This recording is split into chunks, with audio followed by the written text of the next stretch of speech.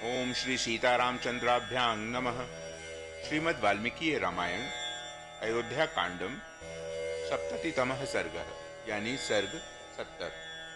इस सर्ग में दूतों का भरत को उनके नाना और मामा के लिए उपहार की वस्तुएं अर्पित करना और वशिष्ठ जी का संदेश सुनाना, भरत का पिता आदि की कुशल पूछना और नाना से आज्ञा तथा उपहार की वस्तुएं पाकर शत्रुघ्न के साथ अयोध्या की ओर प्रस्थान करना। भरते ब्रुवति स्वप्नं दूतास्ते क्लांतवाहनाः प्रविश्या सह्य परिखं रम्यं राजगृहं पुरम्। इस प्रकार भरत जब अपने मित्रों को स्वप्न का वृत्तांत बता रहे थे, उसी समय थके हुए वाहनों वाले वे दूत उस रमणीय राजगृहपुर में प्रविष्ट हुए, जिसकी खाई को लांघने का कष्ट शत्रुओं के लिए असह्य था। समागम्य च राज्ञा ते राजपुत्रेण च अर्चिताः राज्ञः पादौ गृहीत्वा च कमुचुर्भरतं वचः। नगर में आकर वे दूत केके देश के राजा और राजकुमार से मिले तथा उन दोनों ने भी उनका सत्कार किया। फिर वे भावी राजा भरत के चरणों का स्पर्श करके उनसे इस प्रकार बोले। पुरोहितस्त्वां कुशलं प्राह सर्वे च मंत्रिणः त्वरमानश्च निर्याहि कृत्यमात्ययिकं त्वया। कुमार, पुरोहित जी तथा समस्त मंत्रियों ने आपसे कुशल मंगल कहा है। अब आप यहाँ से शीघ्र चलिए, अयोध्या में आपसे अत्यंत आवश्यक कार्य है। इमानि च महारहाणि वस्त्राण्याभरणानि च प्रतिगृह्य विशालाक्ष मातुलस्य च दापय। विशाल नेत्रों वाले राजकुमार, ये बहुमूल्य वस्त्र और आभूषण आप स्वयं भी ग्रहण कीजिए और अपने मामा को भी दीजिए।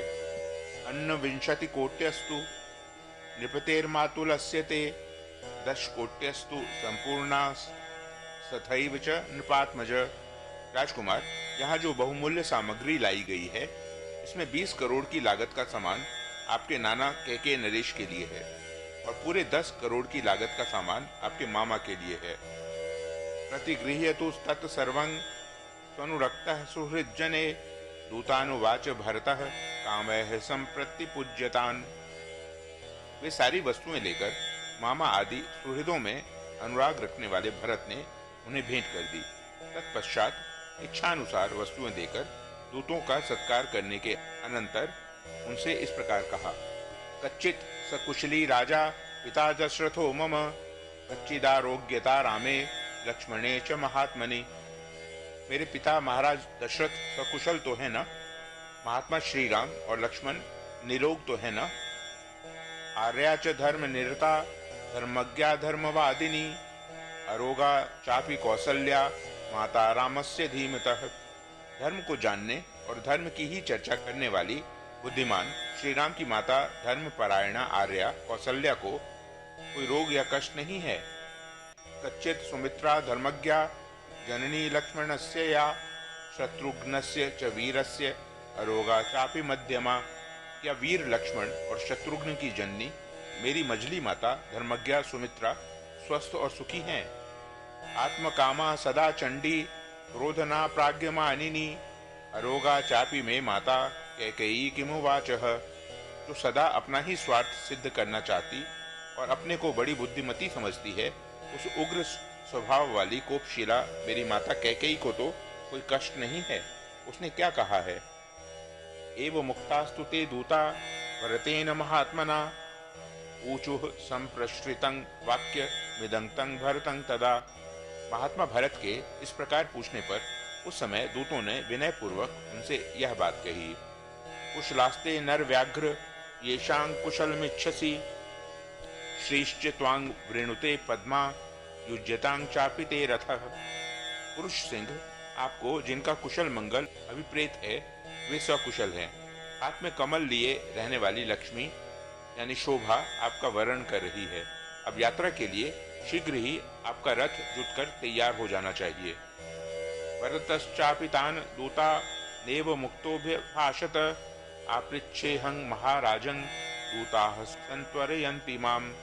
उन दूतों के ऐसा कहने पर भरत ने उनसे कहा, अच्छा, मैं महाराज से पूछता हूँ कि दूत मुझसे शीघ्र अयोध्या चलने के लिए कह रहे हैं, आपकी क्या आज्ञा है। एव मुक्त्वा तु तान् दूतान् भरतः पार्थिवात्मजः दूतैः संचोदितो वाक्यं मातामहमुवाचः। दूतों से ऐसा कहकर राजकुमार भरत उनसे प्रेरित हो नाना के पास जाकर बोले, राजन पितुर्गमिष्यामि सकाशं दूतचोदितः पुनरप्यहमेष्यामि यदा मे त्वं समरिष्यसि। राजन, मैं दूतों के कहने से इस समय पिताजी के पास जा रहा हूँ, पुनः आप मुझे याद करेंगे, यहाँ आ जाऊंगा।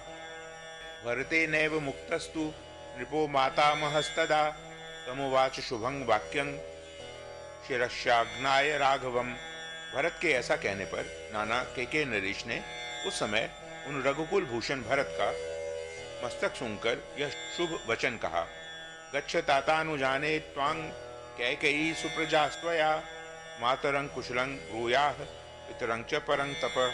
तात, जाओ, मैं तुम्हें आज्ञा देता हूँ। तुम्हें पाकर कैकेयी उत्तम संतान वाली हो गई। शत्रुओं को संताप देने वाले वीर, तुम अपनी माता और पिता से यहाँ का कुशल समाचार कहना। पुरोहितं च कुशलं ये चान्ये द्विज सत्तमाः तौ च तात महेश्वासो भ्रातरौ राम लक्ष्मणो। तात, अपने पुरोहित जी से तथा अन्य जो श्रेष्ठ ब्राह्मण हो उनसे भी मेरा कुशल मंगल कहना। उन महाधनुर्धर दोनों भाई श्री राम और लक्ष्मण से भी यहाँ का कुशल समाचार सुना देना। तस्मै हस्तुत मांसचित्रान् कंबलानि जिनानि च सत्कृत्य केकयो राजा भरताय ददो धनम। ऐसा कहकर केके नरेश ने भरत का सत्कार करके उन्हें बहुत से उत्तम हाथी, विचित्र कालीन, मृग चर्म और बहुत सा धन दिया। अंतःपुरेति संवृद्धान व्याघ्र वीर्य बलोपमान दंष्ट्रा युक्तान महाकायान शुनश्चोपायनं ददो। जो अंतःपुर में पाल पोसकर बड़े किए गए थे, बल और पराक्रम में बाघों के समान थे, जिनकी दाढ़ें बड़ी बड़ी और काया विशाल थी, ऐसे बहुत से कुत्ते भी कैके नरेश ने भरत को भेंट में दिए। रुक्मणिष्क सहस्त्रे द्वे षोडशाश्वशतानि च तत् सत्कृत्य कैकेयी पुत्रं केकयो धनमादिशत। 2000 सोने की मोहरें और 1600 घोड़े भी दिए। इस प्रकार केके नरेश ने कैकेयी कुमार भरत को सत्कार पूर्वक बहुत सा धन दिया। तदा मात्यानभिप्रेतान् विश्वांशांश्च गुणान्वितान् ददाव स्वपतिः शीघ्रं भरतायानुयायिनः। उस समय केके नरेश अश्वपति ने अपने अभीष्ट विश्वास पात्र और गुणवान मंत्रियों को भरत के साथ जाने के लिए शीघ्र आज्ञा दी। ऐरावतानेन्द्र शिरान नागान वै प्रिय दर्शनान खरान शीघ्रान सुसंयुक्तान मातुलोस्मे धनं ददो। भरत के मामा ने उन्हें उपहार में दिए जाने वाले फल के रूप में इरावान पर्वत और इंद्रशिर नामक स्थान के आसपास उत्पन्न होने वाले बहुत से सुंदर सुंदर हाथी तथा तेज चलने वाले सुशिक्षित खच्चर दिए। सदत्तं कैकेयेन्द्रेण धनं तन्नाभ्यनंदत भरतः कैकेयी पुत्रो गमनत्वरया तदा। उस समय जाने की जल्दी होने के कारण कैकेयी पुत्र भरत ने कैकेयी राज के दिए हुए उस धन का अभिनंदन नहीं किया। बभूव यास्य हृदये चिंता सुमहति तदा त्वरया चापि दूतानां स्वप्नस्यापि च दर्शनात्। उस अवसर पर उनके हृदय में बड़ी भारी चिंता हो रही थी। इसके दो कारण थे। एक तो दूत वहां से चलने की जल्दी मचा रहे थे, दूसरे उन्हें दुस्वप्न का दर्शन भी हुआ था। स स्ववेश्मा व्यतिक्रम्य नर नागाश्व संकुलम प्रपेदे सुमहत् श्रीमान राजमार्गमनुत्तमम। वे यात्रा की तैयारी के लिए पहले अपने आवास स्थान पर गए, फिर वहां से निकलकर मनुष्यों, हाथियों और घोड़ों से भरे हुए परम उत्तम राजमार्ग पर गए। उस समय भरत जी के पास बहुत बड़ी संपत्ति जुट गई थी।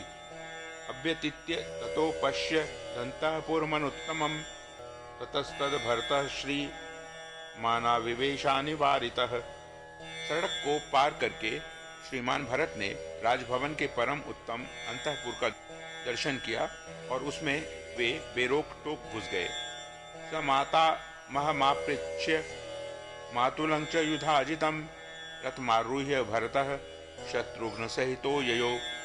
वहां नाना नानी, मामा युधाजित और मामी से विदा ले शत्रुघ्न सहित रथ पर सवार हो भरत ने यात्रा आरंभ की। रथान मंडल चक्रांश योजयित्वा परः शतं उष्ट्रगो प्रखरैर्भृत्या भरतं यान्तमन्वयुः। गोलाकार पहिए वाले 100 से भी अधिक रथों में ऊंट, बैल, घोड़े और खच्चर जोतकर सेवकों ने जाते हुए भरत का अनुसरण किया। बलेन गुप्तो भरतो महात्मा सहार्य कस्यात्म समैरमात्यैः आदाय शत्रुघ्न मपेत शत्रुर गृहादयो सिद्ध इवेंद्र लोकात्।